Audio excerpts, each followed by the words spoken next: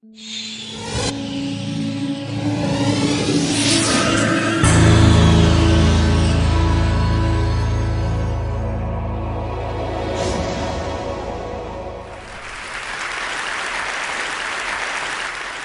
is Tim Ferris, circa 1979 AD, age 2. You can tell by the power squat, I was a very confident boy. And not without reason. I had a very charming routine at the time, which was to wait until late into the evening when my parents were decompressing from a hard day's work, doing their crossword puzzles, watching television. I would run into the living room, jump up on the couch, rip the cushions off, throw them on the floor, scream at the top of my lungs, and run out. Because I was the Incredible Hulk. Obviously, you see the resemblance. And this routine went on for some time. When I was 7, I went to summer camp. My parents found it necessary for peace of mind. And at noon each day, the campers would go to a pond where they had floating docks, and you could jump off the end into the deep end. I was born premature. I was always very small. My left lung had collapsed when I was born, and I've always had buoyancy problems, so water was something that scared me to begin with. But I would go in on occasion. And on one particular day, the campers were jumping through inner tubes. They were diving through inner tubes, and I thought this would be great fun. So I dove through the inner tube, and the bully of the camp grabbed my ankles. And I tried to come up for air, and my lower back hit the bottom of the inner tube. And I went wild-eyed, and I thought I was going to die. And the camp counselor fortunately came over, separated us. And from that point onward, I was terrified of swimming. And that is something that I did not get over. And my inability to swim has been one of my greatest humiliations and embarrassments. And that is when I realized that I was not the Incredible Hulk. But there's a happy ending to this story. At age 31, that's my age now, in August, I took 2 weeks to re-examine swimming and question all of the obvious aspects of swimming, and went from swimming 1 lap, so 20 yards, like a drowning monkey, at about 200 beats per minute heart rate, I measured it, to going to Montauk on Long Island, close to where I grew up, and jumping into the ocean, swimming 1 kilometer open water, getting out and feeling better than when I went in. And I came out, my Speedos, European style, feeling like the Incredible Hulk. And that's what I want everyone in here to feel like, the Incredible Hulk at the end of this presentation. More specifically, I want you to feel like you're capable of becoming an excellent long-distance swimmer, a world-class language learner, and a tango champion. And I would like to share my art. If I have an art, it's deconstructing things that really scare the living hell out of me. So, moving onward. Swimming, first principles. First principles, this is very important. I find that the best results in life are often held back by false constructs and untested assumptions. And the turnaround in swimming came when a friend of mine said, I will go a year without any stimulants. This is a 6 double espresso per day type of guy, if you can complete a 1 kilometer open water race. So the clock started ticking. I started seeking out triathletes because I found that lifelong swimmers often couldn't teach what they did. And I tried kickboards. My feet would slice through the water like razors. I wouldn't even move. I would leave demoralized, staring at my feet. Hand paddles, everything. Even did lessons with Olympians. Nothing helped.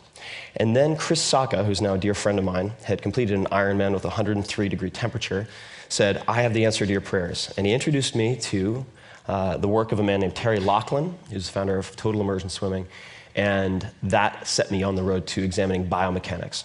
So here are the new rules of swimming, if any of you are afraid of swimming or are not good at it. The first is forget about kicking. Very counterintuitive.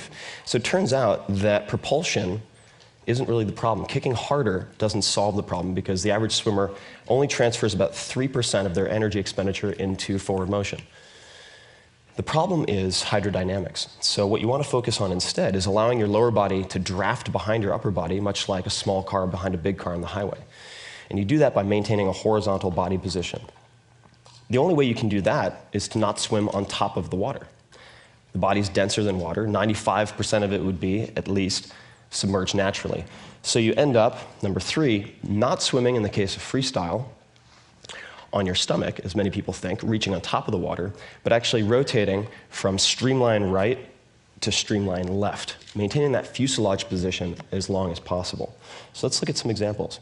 This is Terry, and you can see that he's extending his right arm below his head and far in front. And so his entire body really is underwater. And the arm is extended below the head. The head is held in line with the spine so that you use strategic water pressure to raise your legs up. Very important, especially for people with lower body fat. And then here's an example of the stroke. So you don't kick, but you do use a small flick. So you can see this is the left extension, and then you see his left leg, small flick, and the only purpose of that is to rotate his hips so he can get to the opposite side. And the entry point for his right hand, notice this, he's not reaching in front and catching the water. Rather, he is entering the water at a 45-degree angle with his forearm and then propelling himself by streamlining. Very important. Incorrect above, which is what almost every swimming coach will teach you. Not their fault, honestly, and I'll get to implicit versus explicit in a moment. And then below is what most swimmers will find enables them to do what I did, which is going from 21 strokes per 20-yard length to 11 strokes in 2 workouts with no coach, no video monitoring. And now I love swimming. I can't wait to go swimming. And I'll be doing a swimming lesson later for myself if anyone wants to join me. Last thing, breathing, problem a lot of us have, certainly, when you're swimming.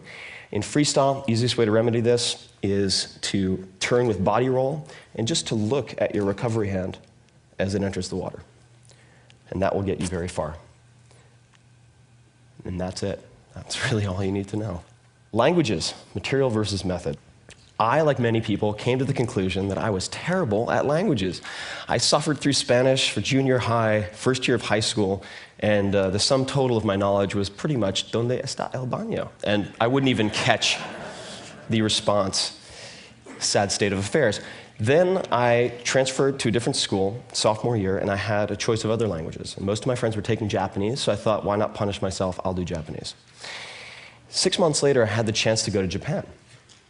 And my teachers assured me, they said, don't worry, you'll have Japanese language classes every day to help you cope. It'd be an amazing experience. My first overseas experience, in fact. So my parents encouraged me to do it. I left. I arrived in Tokyo, amazing. Couldn't believe I was on the other side of the world. Met my host family. Things went quite well, I think, all things considered. My first evening, before my first day of school, I said to my mother very politely, please wake me up at 8 a.m. So, 8時に起こしてください. But I didn't say 起こしてください. I said 8時に起かしてください. Pretty close. But I said, please rape me at 8 a.m. You've never seen a more confused Japanese woman. And I walked into school, and a teacher came up to me and handed me a piece of paper, and I couldn't read any of it. Hieroglyphics, it could have been, because it was kanji, so Chinese characters adapted into the Japanese language. I asked him what this said, and he goes, okay. World history, calculus, 構文, traditional Japanese, and so on. And it came to me in waves. There had been something lost in translation. The Japanese classes were not Japanese instruction classes, per se. They were the normal high school curriculum for Japanese students. The other 4,999 students in the school who were Japanese, besides the American.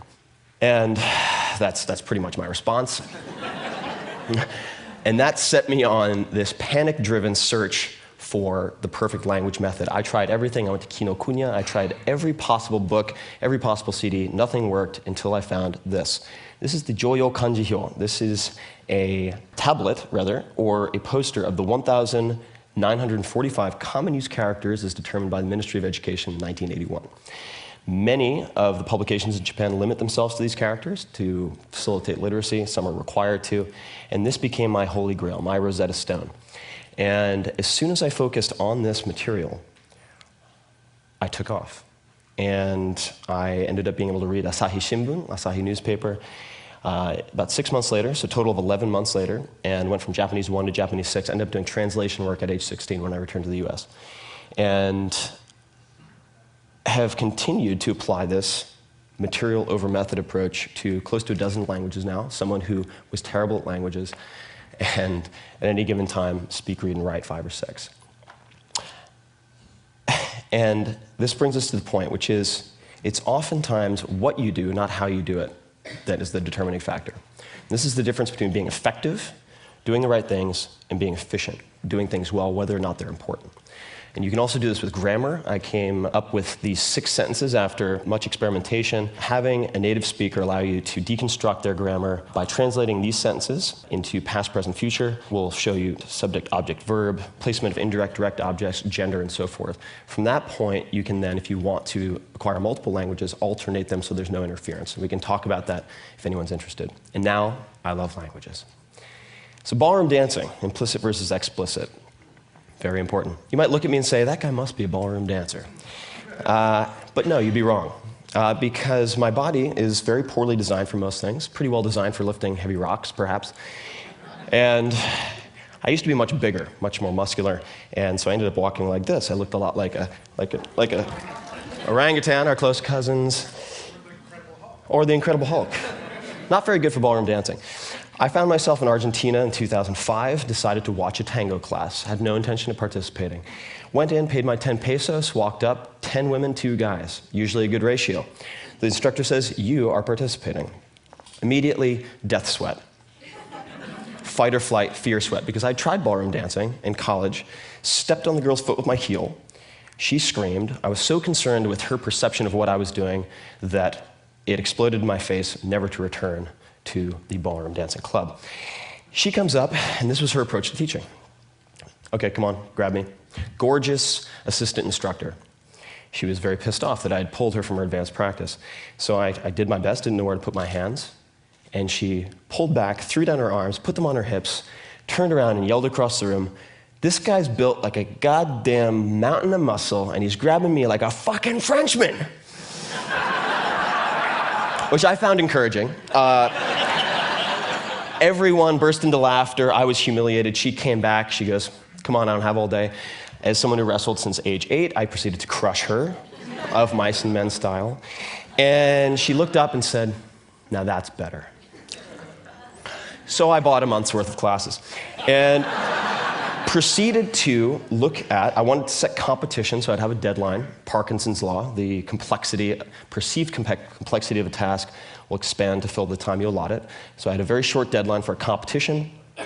I got a female instructor first to teach me the female role, the follow, because I wanted to understand the sensitivities and abilities that the follow need to develop, so I wouldn't have a repeat of college.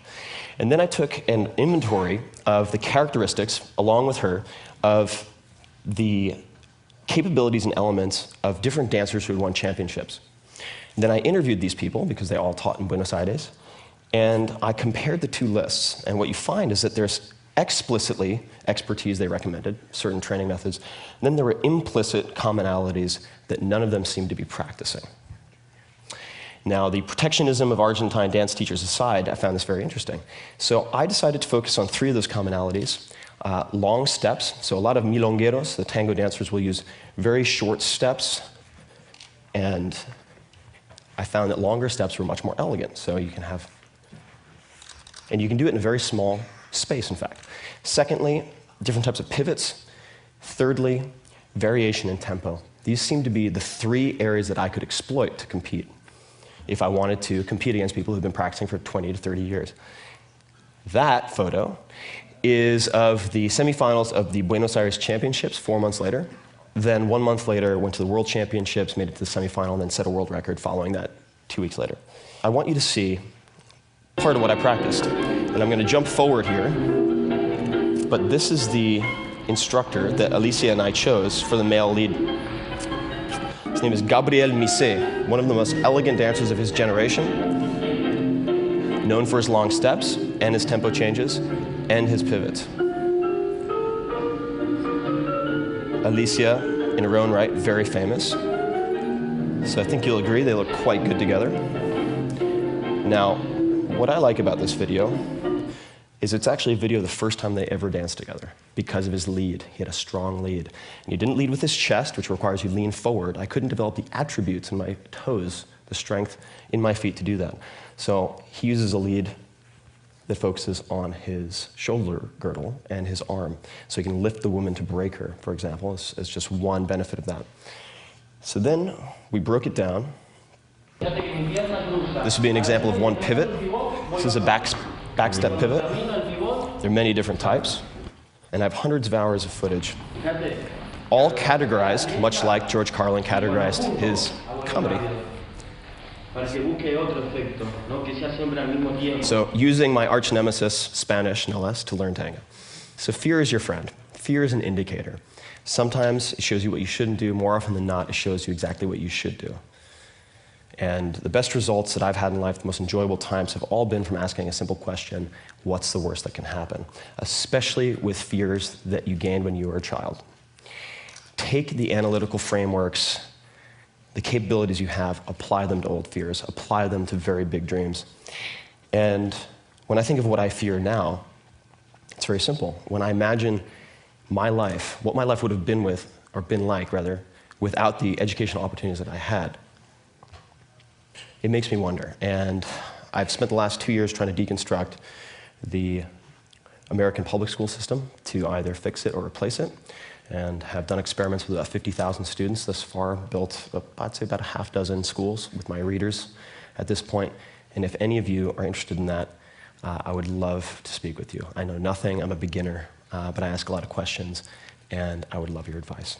Thank you very much.